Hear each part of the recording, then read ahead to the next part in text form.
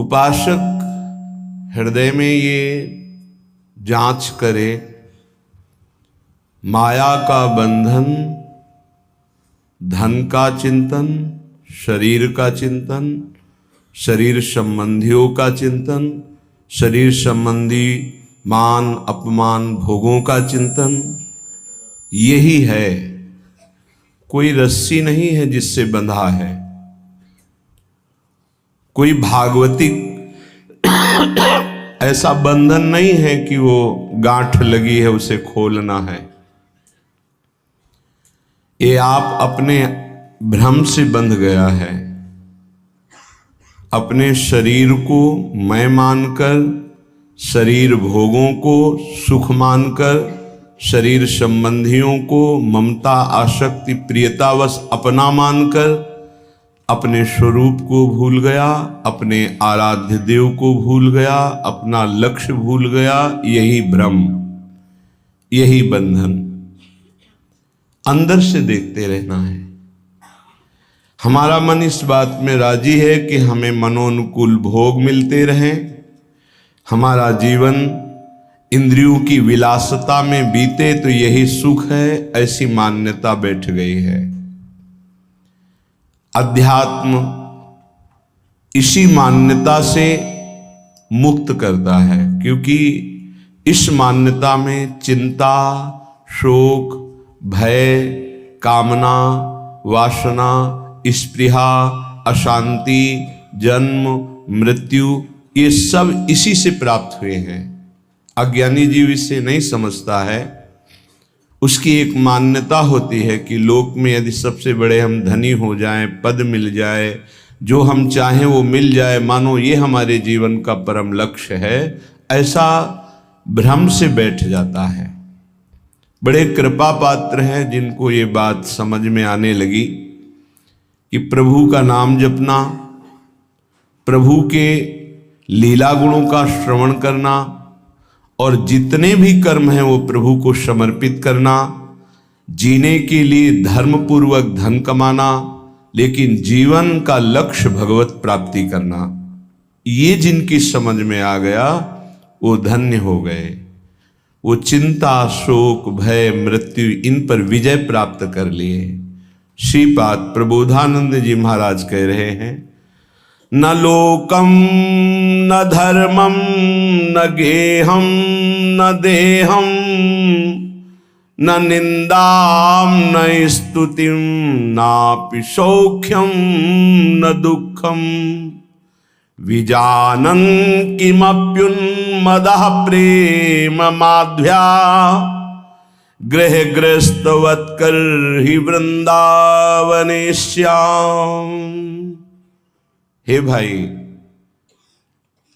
देखो इतने बड़े महापुरुष संबोधन कर रहे, हे भाई, अर्थात बहुत प्रियता से कह रहे हैं, बहुत अपनेपन से कह रहे हैं, अपने लोगों को समझाने के लिए कि हे भाई, ये जो लोक में तुम्हारी इच्छा है कि मेरा नाम हो जाए, मेरी यश कीर्ति हो जाए, मेरा सम्मान हो जाए, मैं सबसे बड़ा बन जाऊं, ये एक माया का भ्रमात्मक जाल है जिसमें फंसकर तुम नाना प्रकार की योनियों को प्राप्त होगे, मुक्त नहीं हो पाओगे। इसलिए इस लोक ऐषणा का त्याग कर दो। लोक ऐषणा, जो कंचन विजयी होते, कामिनी पर विजय प्राप्त कर लेते हैं, वो भी लोक ऐषणा में गिर जाते हैं। ये बड़ी भारी खाई है माया की, जिसे मान सम्मान कहते हैं, जिसे यश कीर्ति कहते हैं। इसकी चाह में बड़ी बड़ी साधनाओं की बलि चढ़ा दी जाती है, बड़ी बड़ी तपस्याओं को न्यौछावर कर दिया जाता है, केवल अपने नाम के लिए, अपनी प्रशंसा के लिए, अपनी बड़ाई के लिए। हाथ कुछ नहीं लगता। जो प्रशंसा मान सम्मान का भोक्ता बन गया, वो भगवान की प्राप्ति की योग्यता खो देता है। इसीलिए श्रीपाद कह रहे, न लोकम, लोक ऐषणा की तरफ अपनी वृत्ति जो जा रही उसको हटाओ। ये सबके अंदर होती है। कुछ तो ऐसा करूं जिससे लोग हमें जाने। भगवान को तो जानना नहीं चाहते, तुम्हें क्या जान लेंगे।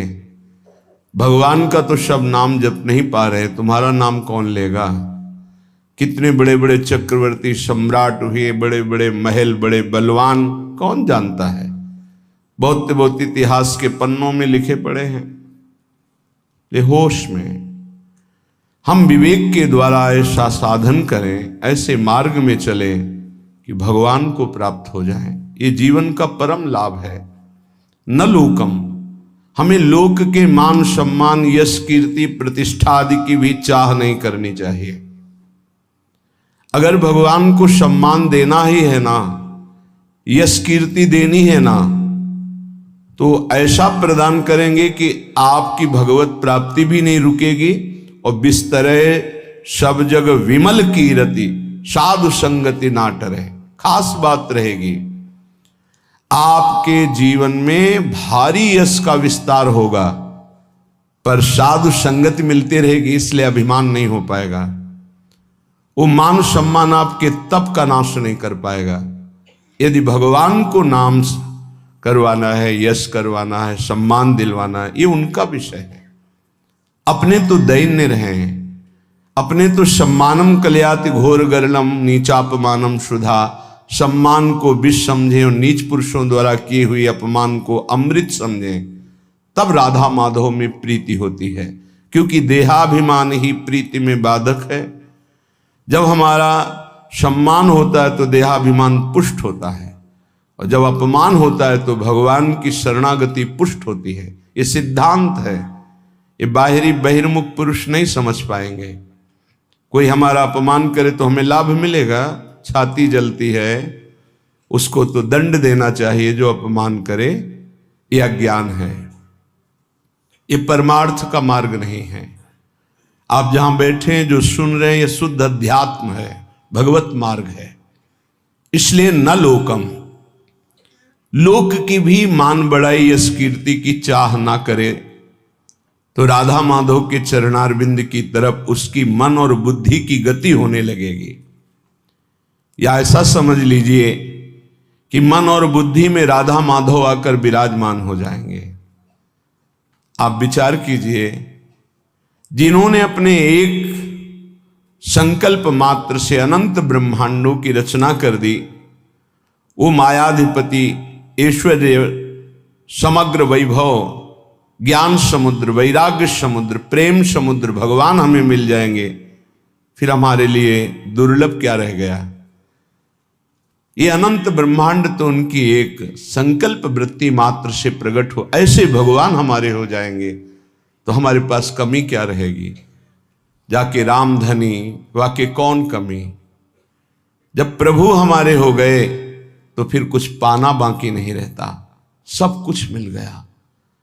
अभी अल्प बुद्धि होने के कारण ऐसा लगता है हमें इस भोग की आवश्यकता है।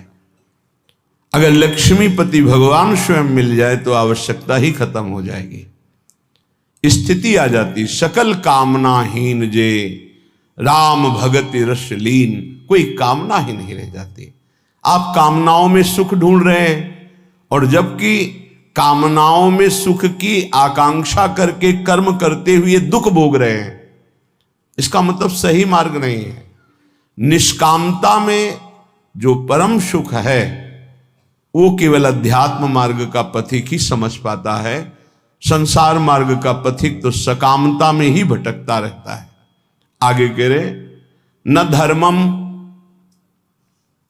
जो धर्म देह से संबंध रखता है, लोक से संबंध रखता है, उसका जब हम पूर्णतया पालन करते हैं तो परम धर्म की प्राप्ति होती है। परम धर्म त्यज लोक धर्मान, लोक धर्मों का त्याग करने पर परम धर्म की पूर्ति होती है। सावै पुंसाम परो धर्मो यतो भक्ति अधोक्षजे, भगवान श्री हरि में प्रेम लक्षणा भक्ति हो जाना ये परम धर्म है, और लोक धर्म का ठीक निर्वाह करने का फल है परम धर्म, प्रभु के चरणों में भक्ति हो जाना। नहीं तो आपसे सच्ची कहते हैं, ये देहाभिमान बड़े बड़ों में झलकता रहता है। मैं अमुक, मैं अमुक, मैं अमुक, मैं अमुक, दूसरे की निंदा, अपने मुख से प्रशंसा, जो अध्यात्म के बिल्कुल विरुद्ध है वो बना रहता है। बड़ा ज्ञान है शास्त्रों का, पर ये जब वाणी खुलेगी तो किसी न किसी की निंदा होते पाया गया। वो तो अमुक जाति के थे, वो अमुक अमुक ऐसे ऐसे। अरे जो सत्य वस्तु है उसको क्यों नहीं जाना जा रहा? एक ही सच्चिदानंद भगवान अपने स्वरूप का विस्तार किए हुए हैं, वही है, दूसरा कोई नहीं है। मत्ता परतरम नान्यत किंचिद अस्ति धनंजय। गीता जी कह रहे हैं, भगवान श्री कृष्णचंद्र जी के वचन हैं, मेरे सिवा हे अर्जुन किंचन मात्र कोई वस्तु नहीं। फिर किसकी निंदा की जा रही है? लोक धर्म की महत्ता है परम धर्म की प्राप्ति में। यदि लोक धर्म का पालन कर रहे हैं, परम धर्म की प्राप्ति नहीं हुई, तो सो सब धर्म करम जरि जाऊ, जहां न राम पद पंकज भाऊ। वो सब धर्म कर्म में आग लग जाए जिससे भगवान के चरणों में प्रीति न उत्पन्न हो पावे। क्या उस धर्म कर्म का जो प्रेम न प्रकाशित कर दिया? जिससे प्रेम प्रकाशित हो वही धर्म है। इसलिए कह रहे कि इस लोक धर्म में ज्यादा अर्झो मत। क्या लोक धर्म है? मैं अमुक जाति का हूं, मैं किसी का पति हूं, किसी का पुत्र हूं, किसी का पिता हूं, किसी का अमुक अमुक अमुक। ठीक है, इन धर्म का पालन करो भगवत भाव से और भागवत धर्म में स्थित हो जाओ, यही इसकी मानता है। अगर केवल इतना ही करते रहे, प्रभु के चरणों में प्रीति नहीं, तो विश्वास कीजिए आपके हाथ में जो सत्य वस्तु प्राप्त करने के लिए मानव देह लगी थी, कुछ नहीं लगेगा। ये बहुत बार पति पुत्र परिवार ये सब खेल लाखों करोड़ों बार हो चुके हैं। हाथ आज क्या लगा है आपके? फिर वही नई सृष्टि, नया पढ़ाई, नई नौकरी, नई बैंक बैलेंस, फिर मरो फिर नया वही। कब तक चलता रहेगा? इसलिए न धर्मम, हम ऐसे धर्म को बराबर जीवन में पालन करें जिससे परम धर्म प्रकट हो। वो धर्म किस काम का जो परम धर्म से वंचित कर दे। इसलिए पति में भगवत भावना, पत्नी में भगवत भावना, पुत्र में भगवत भावना, माता पिता में भगवत भावना, अब ये आपको भागवत धर्म में स्थित कर देगा। मोह से तो सब कोई अपने परिवार में आसक्त है, भगवत भाव से तब बात बनती है। श्रीपाद कह रहे न गे हम, घर में विशेष आसक्ति मत करो। घर में श्री ठाकुर जी विराजमान कर लो, घर को ठाकुर जी का महल समझो, आप अपने को सेवक समझो, परिवार वालों को ठाकुर जी के जन समझो। नाथ सकल संपदा तुम्हारी, मैं सेवक समेत सुत नारी। तुम्हारा घर ही तीर्थ हो गया, तुम्हारा घर ही भगवान का मंदिर बन गया। जो रसोई में बने सबसे पहले ठाकुर जी को अर्पित करो। देखो तुम्हारा जीवन कितना उन्नति में, कितना शांत, कितना सुखद जीवन हो जाएगा। पापाचरण ही अशांति दुख क्लेश देते हैं, धर्माचरण ही सुख शांति देता है। कभी कभी भ्रम हो जाता है, धर्माचरण करने वाले में बड़ी दुख विपत्ति देखी जाती है और पापाचरण करने वाले में बड़ी उन्नति देखी जाती है। तो इसका आंतरिक रहस्य है कि अभी ये धर्माचरण कर रहा है, पीछे उसने जो पापाचरण किए हैं उनका फल लागू हो चुका है उसके ऊपर, इसलिए धर्माचरण करते हुए वो दुख भोग रहा है। और जहां दुख पापाचरण द्वारा प्रदत्त खत्म हुआ और इसके धर्म का प्रभाव आएगा, ये चमक उठेगा, इसका जीवन आनंदमय हो जाएगा। और जो पापाचरण करके उन्नति को दिखाई दे रहा है, उसका पुण्य फल लागू हो चुका है। जहां पुण्य नष्ट हुआ और वर्तमान का पाप और भूत का पाप दोनों जुड़ेंगे तो ये नष्ट हो जाएगा। इस रहस्य को समझें। इसको ऐसा ना माने कि पापात्माजन बड़ी उन्नति को प्राप्त होते हैं, पुण्यात्माजन दुख को भोगते हैं, ऐसा सिद्धांत नहीं है। उसके रहस्य को ना जानने के कारण अज्ञानी जन ऐसा कहते हैं। श्रीपाद कह रहे गृह में भी आसक्ति मत हो।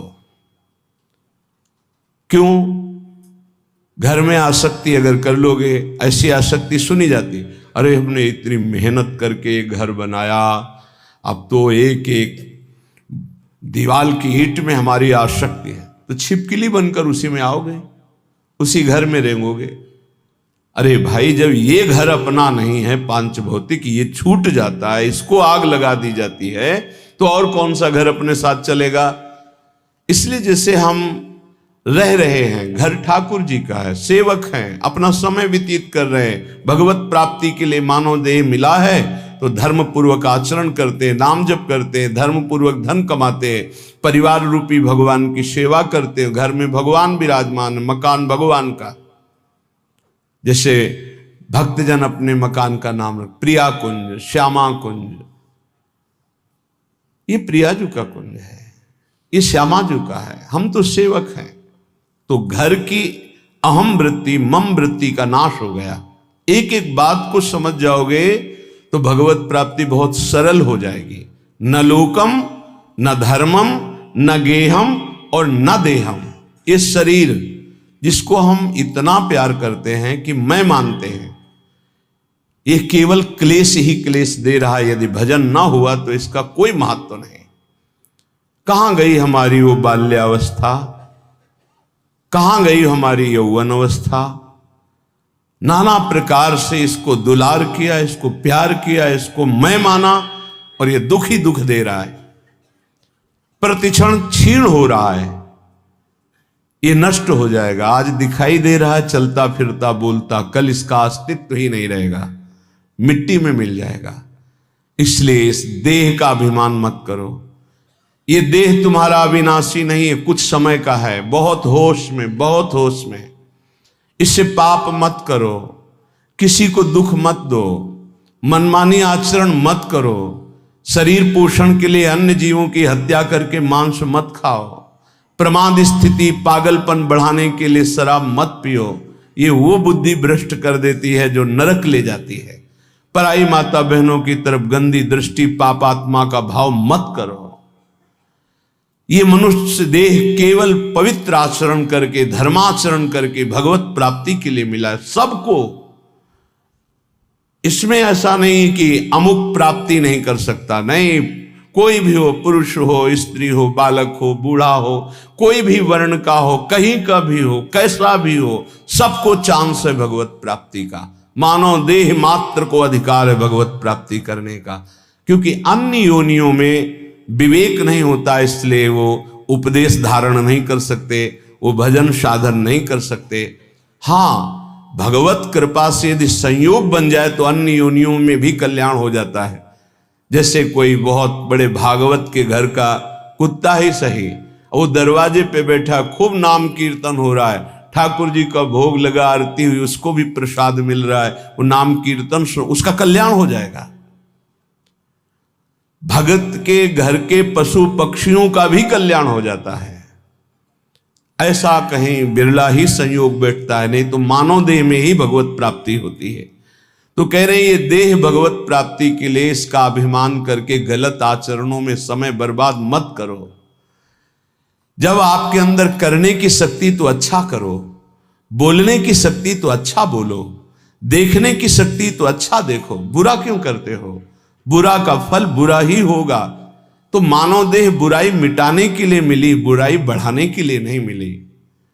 बहुत अपने लोग अपनी महिमा को नहीं समझ पा रहे हैं, दूसरों से आशीर्वाद मांगते घूमते हैं। किसी का आशीर्वाद क्या करेगा यदि हम अपने आचरणों को ना सुधारें, हम अपने को प्रभु के भजन में ना लगाएं, हम शास्त्र आज्ञा से ना चले, तो दूसरे का आशीर्वाद लागू ही नहीं होगा, लागू ही नहीं होगा। आप हमारी बात को पकड़िए।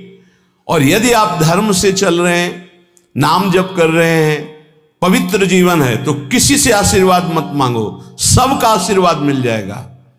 विश्वास कीजिए। सुर नर मुनि प्रसन्नता ऊपर, सोई विजयी विनयी गुण सागर, तास सूजस त्रैलोक उजागर।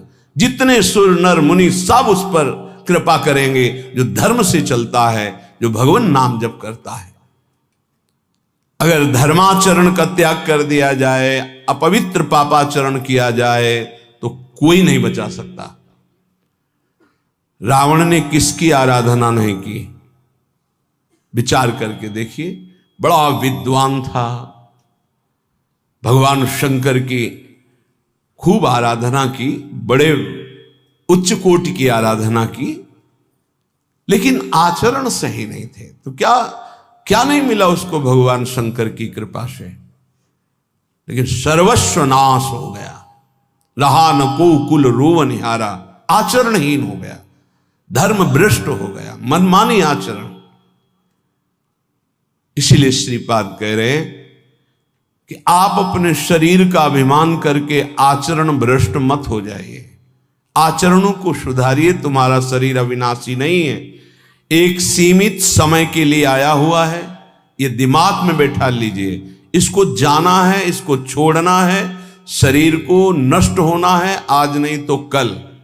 इसलिए ऐसे आचरण कर लो कि तुम्हारी उन्नति हो जाए, तुम दुर्गति से बच जाओ, तुम्हारा पुनः जन्म अन्य योनियों में ना होकर भगवान के धाम में दिव्य रूप से निरंतर अनंत काल तक के लिए सुख भोगो। श्रीपाद कह रहे न निंदाम, किसी की निंदा मत करो, क्योंकि दूसरे की निंदा करने से उसके पाप अपने ऊपर आ जाते हैं। क्यों बेमतलब में पाप की पोटरी बांध रहे हो? पर निंदा के किए ते आवत नहीं कछु हाथ, मूर्ख पर्वत पाप को ले चल अपने साथ। दूसरे की निंदा करने से अपने को मिलता कुछ नहीं है, उसका पाप हमारे ऊपर आ जाता है। बेमतलब पाप की पोटरी, दुख का कारण आप बना रहे हैं।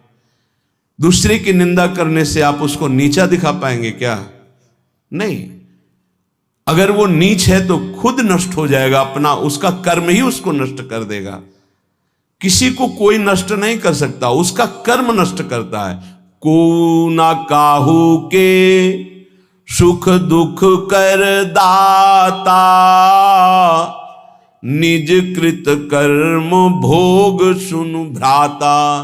हे भाई, यहां कोई किसी को सुख दुख नहीं देता, अपना कर्म ही दूसरे की खोपड़ी में बैठकर जबरदस्ती हमारा अमंगल करवा देगा। हमारा कर्म, हम क्यों किसी की निंदा करके अपने पापों को बढ़ाएं? इसलिए ना निंदा, मना कर, किसी की भी निंदा मत करो। और कह रहे ना स्तुतिम, किसी की स्तुति भी मत करो, प्रशंसा। क्यों? क्योंकि किसी व्यक्ति के गुण से प्रभावित होना संसारिकता है।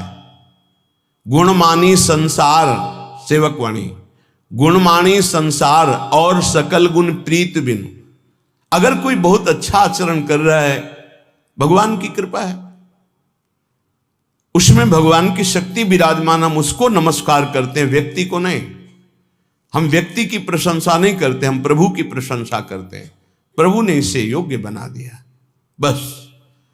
अगर किसी व्यक्ति से हम प्रभावित होते हैं तो प्रभु से प्रभावित होने वाला महत्व अंदर जो बैठना चाहिए कि सर्वलोक महेश्वर भगवान हमारे स्वामी हैं, यह हट जाएगा।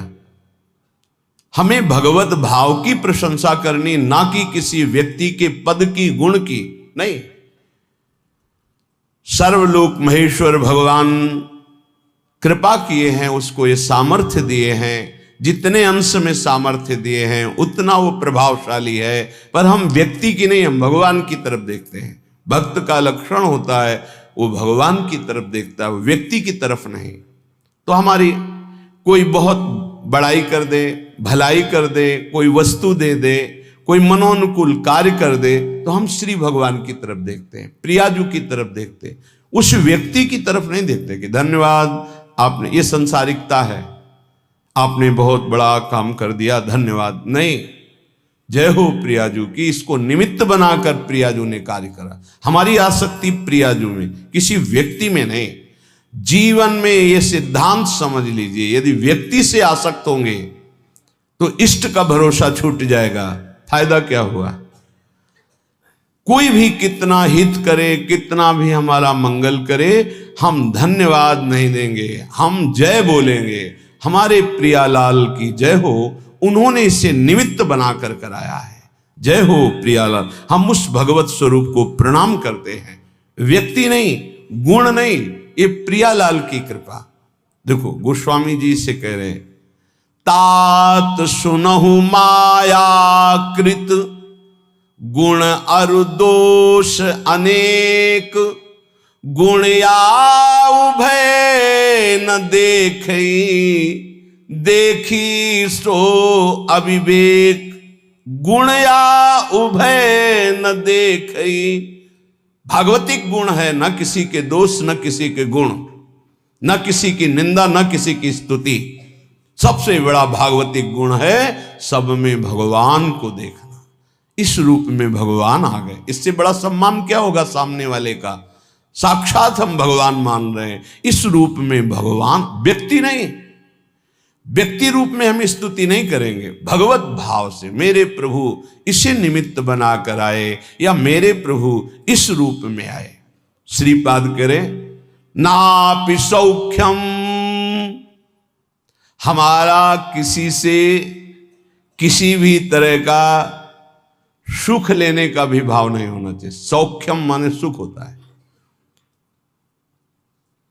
ये व्यक्ति, ये पदार्थ, ये वस्तु सब प्रभु के सुख के लिए अपनी भावना, भक्त का।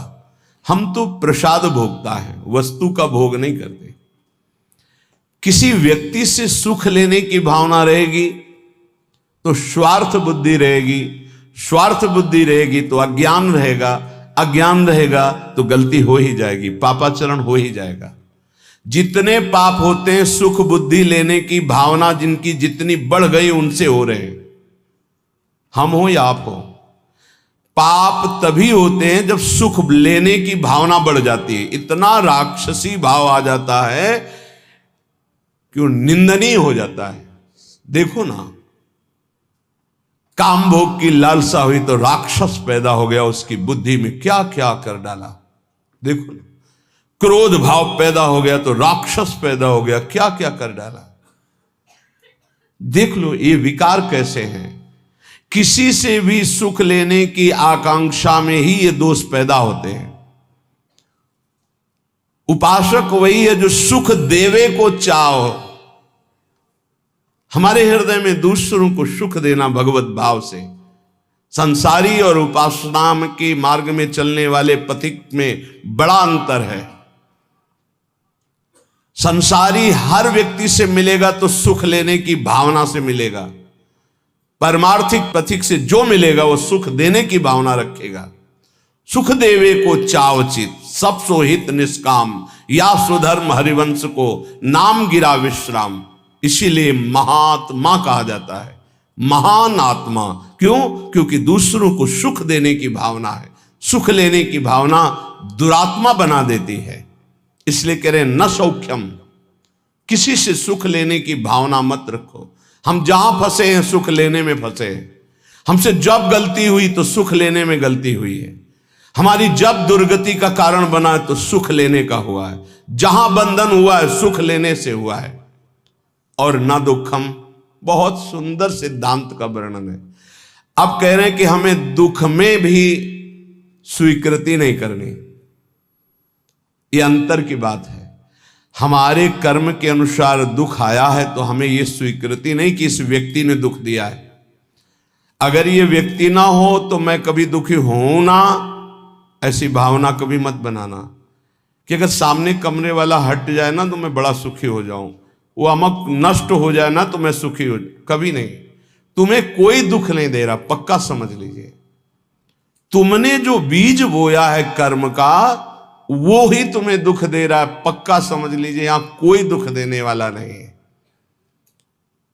ना दुखम, एक तो ये। दूसरा, हमारे कर्म के कई रूप होते हैं। एक होता है व्यक्ति के ऊपर बैठकर कर्म दंड दिलाता है, और एक होता घटना बनता है, और एक होता रोग बनता है। शरीर में विविध प्रकार की आदि व्याधियां, तो हमको विचलित नहीं होना है। यदि आप भक्त हैं, उपासक हैं, आध्यात्मिक मार्ग के पथिक हैं तो धैर्य रखिए। नाम जप से बहुत बड़ा बल मिलता है। सत्संग से हमारे अंदर विवेक जागृत होता है, सहने की सामर्थ्य आती है। बड़े से बड़े दुख को आनंद पूर्वक उपासक सह सकता है, विषयी भोगी पुरुष नहीं, संसारिक पुरुष नहीं। इसलिए ना दुखम, कोई भी दुख आपको विचलित ना कर पावे। ये तभी हो सकता है जब आपने मृत्यु का वर्ण कर लिया है। अब तो एक न एक दिन शरीर छूटेगा ही, भजन नहीं छोड़ेंगे, सतमार्ग नहीं छोड़ेंगे। मृत्यु से बड़ा कोई दुख नहीं है, उसे हम पहले स्वीकार कर चुके हैं, तब इस मार्ग में चला जाता है। नारायण अति कठिन है, हरि मिलन की बाट, या में पग पीछे धरे प्रथम शीश दे काट। शीश काट का मतलब अपने अस्तित्व को आराध्य देव में समर्पित कर देना। अब जोई जोई प्यारो करे, सोई मोई भावे, तो दुख किस बात का। देखो, प्रवचन कर लेना सरल है, प्रवचन सुन लेना सरल है, लेकिन जब ये बातें जीवन में आती हैं उस समय अपने को बचा ले। यही आध्यात्मिक साधक की पहचान है। अनुकूलता होती तो बड़ी कृपा भगवान की, और जब प्रतिकूलता रंग लाती है उस समय बोलो कि बड़ी कृपा हरि की। तुम्हारा प्रियजन पधार गया और बोलो हाथ उठा के, बड़ी कृपा हरि की। तुम्हारा प्रिय शरीर असाध्य रोग से ग्रसित हो गया, बोलो अब बड़ी हरि कृपा। तुम्हारे मनोवांछित जितनी वस्तुएं उन सब विध्वंस हो गई, अब बोलो हाथ उठा के, बड़ी हरि की कृपा। तब समझा जाएगा महाभागवत हो, भक्त हो, बड़ी हरि की कृपा, और वास्तविक बड़ी हरि की कृपा। पर बोल सकता है वही जिसका अस्तित्व भगवान में समर्पित है। अगर अस्तित्व देहाभिमान में है तो बोल ही नहीं सकता। हरि की कृपा प्रतिपल, नाशवान का नाश निश्चित होगा, अविनाशी का कोई नाश कर ही नहीं सकता है। ये बिल्कुल दिमाग में बैठा लीजिए, नाशवान का नाश होगा, आज नहीं तो कल होगा। अविनाशी को कोई मार नहीं सकता, तू अविनाशी है, तेरा शरीर और संसार ये सब विनाशी है। इसलिए न दुखम, दुख को भी स्वीकार मत करो। ना मैं कभी रोगी था, ना मैं कभी रोगी होऊंगा, ना मैं कभी दुखी था, ना मैं कभी दुखी होऊंगा। मैं आनंद सिंधु का बच्चा हूं और आनंद में ही रहता हूं। ये जो आनंद सिंधु सुख राशि प्रभु है, उन्हीं का ईश्वर अंश जीव अविनाशी चेतन अमल सहज सुख राशि। पर कई मिनट रुकते हो अपने स्वरूप में, एक सेकंड नहीं। इसी देह में रहते हो हर समय, देह भाव में। इसीलिए सुख दुख निंदा स्तुति मान अपमान इनका प्रभाव खोखला किए दे रहा है। चिंता शोक भय ये जलाए दे रहे हैं।